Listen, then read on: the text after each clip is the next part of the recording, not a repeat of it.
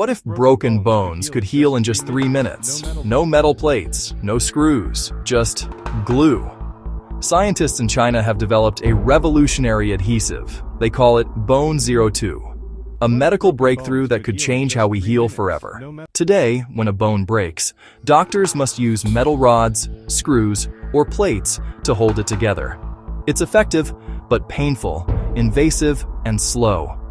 Recovery often takes months, and sometimes requires another surgery just to remove the metal. What if broken bones could heal in just 3 minutes? Inspired by oysters that cling to rocks even under the ocean, Chinese researchers began searching for a glue that could work inside the human body.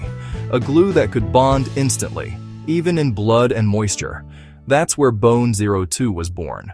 Bone 02 mimics the chemistry of nature itself. Once applied, it forms a powerful molecular network between bone fragments, locking them together with incredible strength. Within 3 minutes, the fracture becomes one solid piece again.